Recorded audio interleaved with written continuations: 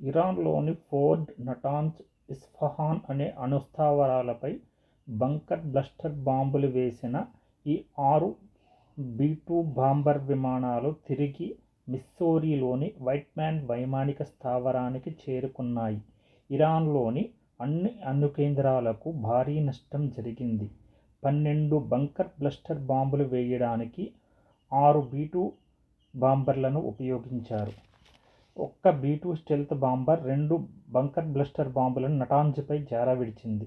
టోమ్హాక్ క్షిపణులను కూడా ఈ అణుకేంద్రాలను నాశనం చేయటంలో ఉపయోగించారు.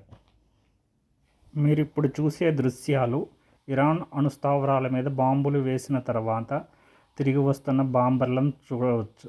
ఇవి మిస్సౌరీలోని వైట్మ్యాన్ వైమానిక స్థావరానికి క్షేమంగా తిరిగి చేరుకున్నాయి.